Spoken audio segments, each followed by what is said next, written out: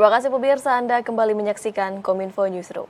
Pemirsa, Presiden Joko Widodo dalam kunjungan kerjanya ke Kabupaten Bantul, Daerah Istimewa Yogyakarta mengingatkan kepada para wirausaha yang merupakan peserta program PNM untuk dapat disiplin dalam menjalankan usaha, terutama dalam cicilan modal pinjaman usaha.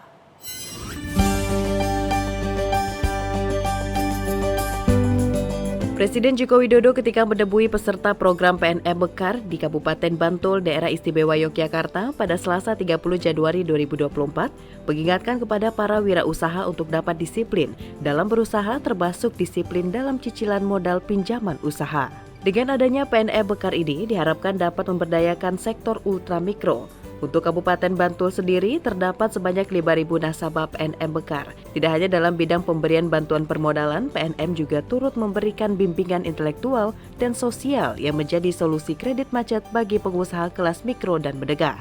Tidak hanya mengingatkan untuk disiplin dalam cicilan modal pinjaman, Presiden Joko Widodo juga mengimbau para pelaku usaha untuk terus optimis dalam menghadapi setiap permasalahan usaha. Jadi kecil, yang kecil bisa menjadi menengah, yang menengah bisa menjadi besar. Tapi memang harus setahap demi setahap. Nggak bisa ujuk-ujuk langsung besar atau langsung jadi pengusaha menengah, nggak bisa. Saya mengalami semuanya, mengalami. Saya bisa bercerita itu karena saya mengalami. Sementara itu pemirsa, Presiden Republik Indonesia Joko Widodo didampingi Menteri Pertahanan Republik Indonesia Prabowo Subianto meresmikan Geraha Utama Akademi Militer di Kesatrian Akademi Militer Magelang, Jawa Tengah. Dengan pembangunan Geraha Utama Akademi Militer Magelang dapat meningkatkan kualitas pendidikan para taruna dan dapat meningkatkan daya saing prajurit muda di kancah persaingan internasional.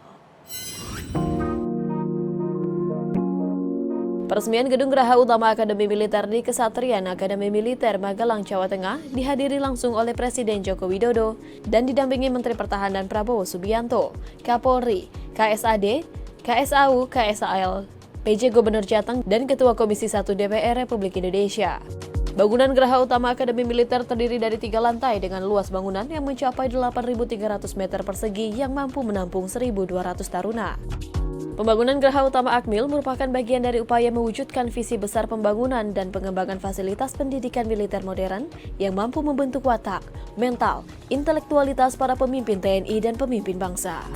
Sementara itu fungsi utama Geraha Utama Akademi Militer yakni sebagai gedung perkantoran Gubernur Akmil dan pejabat utama Akmil, serta tempat penyelenggaraan acara kehormatan militer, penerimaan tamu asing dan peringatan hari bersejarah. Dengan penambahan fasilitas pendidikan yang modern, mengikuti perkembangan zaman, diharapkan pembangunan Geraha Utama Akademi Militer Magelang dapat meningkatkan kualitas dan mutu pendidikan para taruna, calon penerus bangsa, dan dapat meningkatkan daya saing prajurit muda di kancah persaingan internasional. Di kesempatan yang sama, Presiden Joko Widodo dalam sambutannya menyampaikan bahwa lanskap ekonomi global dan politik global saat ini bergerak dan berubah dengan cepat. Disrupsi dan perubahan teknologi juga cepat berubah dan melanda ke semua negara. Oleh sebab itu, Presiden mengingatkan agar Akmil dapat cepat untuk beradaptasi. Sebab itu,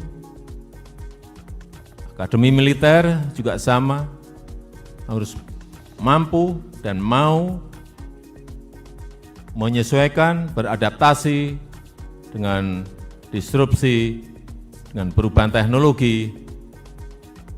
Oleh sebab itu, STEM dalam pembelajaran sangat diperlukan di militer.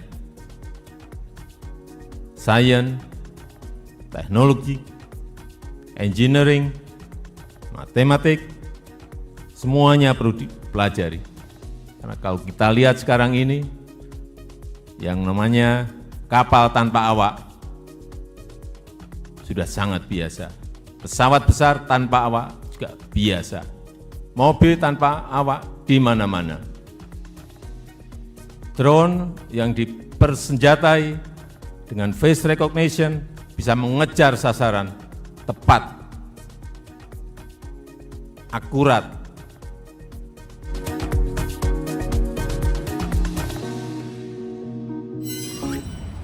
Pemirsa, Menteri Luar Negeri Retno Marsudi menyatakan Indonesia menyambut baik komitmen untuk menjadikan 5-point konsensus acuan utama untuk membantu menyelesaikan krisis Myanmar.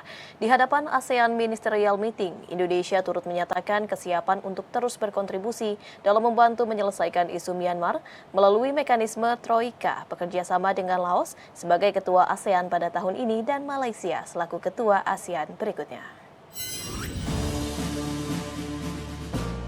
Menteri Luar Negeri Republik Indonesia Retno Marsudi menyebutkan bahwa dalam retreat ASEAN Ministerial Meeting pada Menlu ASEAN yang baru saja selesai diselenggarakan di Luang Prabang, Laos, terdapat 2 sesi pertemuan. Sesi pertama membahas mengenai prioritas Laos sebagai Ketua ASEAN dan follow-up dari KTT sebelumnya, termasuk diantaranya implementasi 5-point konsensus, dan sesi kedua membahas situasi kawasan dan internasional. Salah satu isu yang dibahas pada sesi pertama yakni mengenai situasi di Myanmar. Indonesia menyambut baik komitmen ulang para Menlu ASEAN untuk menjadikan 5-point konsensus sebagai referensi utama upaya ASEAN membantu Myanmar keluar dari krisis. Menlu menyebutkan dalam forum tersebut Indonesia menyampaikan kesiapannya untuk berkontribusi melalui mekanisme Troika. Diskusi di dalam mekanisme Troika ini diharapkan tidak hanya terbatas pada konsultasi, namun juga mencakup koordinasi bantuan kemanusiaan dan fasilitas dialog yang inklusif, serta tidak terjadi permissive action yang dapat menghambat atau membundurkan implementasi 5-point konsensus.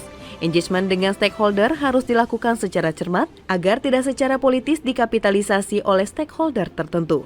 Indonesia menyambut baik komitmen ulang para Menteri Luar Negeri ASEAN untuk menjadikan 5-point konsensus sebagai referensi utama upaya ASEAN membantu Myanmar keluar dari krisis. Indonesia juga menyampaikan semua catatan penanganan isu Myanmar selama keketuaan Indonesia tahun lalu telah disampaikan ke Laos sebagai ketua untuk tahun ini. Indonesia juga mengharapkan tidak terjadinya permissive actions yang dapat menghambat atau memundurkan implementasi 5-point konsensus.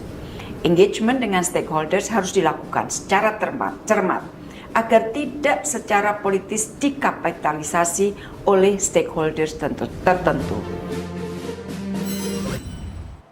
Informasi lainnya pemirsa, Kementerian Pariwisata dan Ekonomi Kreatif berharap perayaan Tahun Baru Imlek 2024 dapat mendorong target kunjungan Wisman pada tahun ini. Pasalnya sejumlah tempat destinasi wisata telah disiapkan selama libur perayaan Tahun Baru Imlek 2024.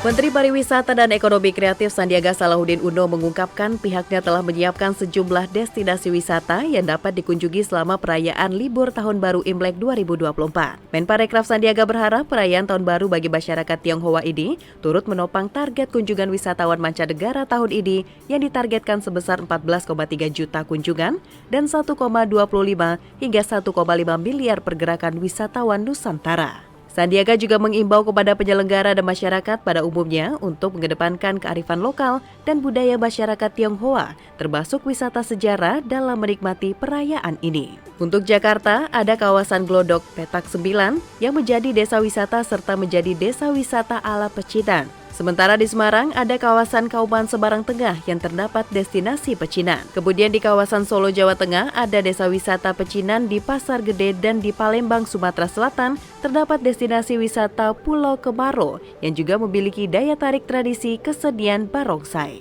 Selama perayaan Tahun Baru Imlek 2024, Sandiaga menyerukan kepada berbagai pihak untuk tetap melaksanakan kebersihan, kesehatan, keamanan, dan kelestarian lingkungan selama perayaan berlangsung.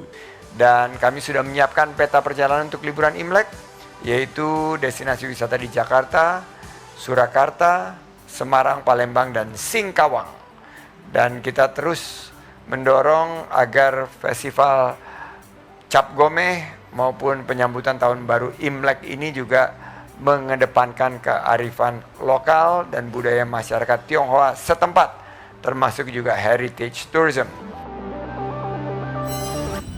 Pemirsa, usai jeda kami akan mengajak Anda mengulas informasi potensi besar dan mudahnya berinvestasi di Kabupaten Parigi Motong. Sesaat lagi tetap di Kominfo Newsroom.